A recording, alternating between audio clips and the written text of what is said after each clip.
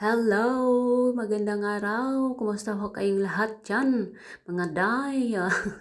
So yan, galing po ako sa trabaho. Pagdating namin sa bahay, nagluto dayon ako ng hapunan.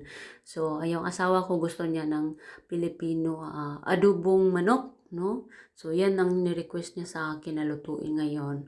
So, why magluto tayo? Nag-chika-chika muna kami sa pamilya ko, yung kapatid kong lalaki na bago lang din na dumating dito sa US, no? At saka yung mama ko na yung ano niya, yung smile niya parang umabot na sa tainga. Sobrang sobrang saya niya. So yun nga, dati guys, hindi talaga kami mag nagplano ba ano ba yan? Hindi talaga kami nagplano na mag-asawa ng malayo dahil gusto lang namin na malapit lang talaga sa pamilya namin. Pero dahil tatlo lang kaming magkapatid, ako lang yung isang babae. Pero ayun day, nangyari, nakapangasawa ako ng afam. Tapos yung kapatid ko sumunod din naman, nakapangasawa din ng afam. Pero kahit hindi mayaman yung pangasawa namin, hindi talaga yan basihan, no. Ang basihan talaga natin yung paano ka tinatrato. Tapos paano kayo naging masaya, no? Paano kayo nagmamahalan sa isa't isa? Yun naman talaga. So sa mga tao diyan na negative para sa aming mga desisyon sa buhay, huwag kayong ganun. Dahil masaya naman kami dito, oy. At saka hindi naman kami nangingialam sa mga desisyon nyo. Kaya maging masaya na din kayo.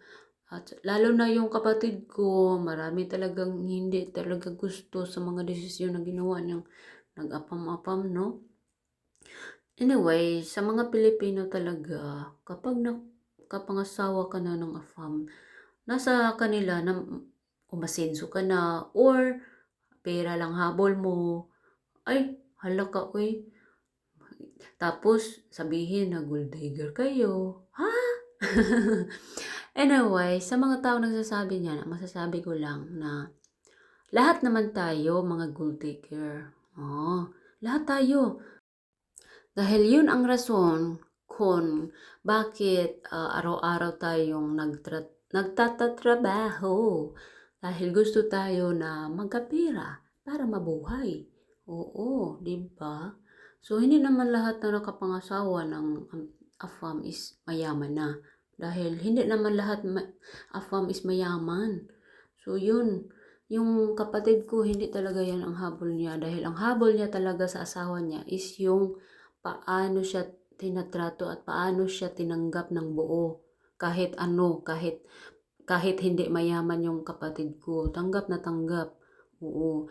At kahit hindi mamahalin na mga regalo na binigay ng kapatid ko sa kanyang asawa, na-appreciate niya yun.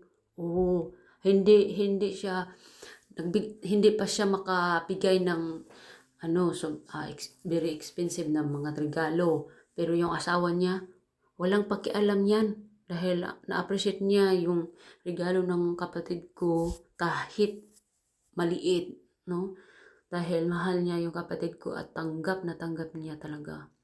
Doon talaga na in love yung kapatid ko ng sobrang-sobra sa asawa niya nung nagbisita na siya sa Pilipinas at nakita ng babae na kung anong sitwasyon ng kapatid ko doon sa Pilipinas. At sobrang simple ang buhay namin, day. Kaya, yun, nakita niya na tanggap talaga siya. So, yun, na inlababo yung kapatid ko.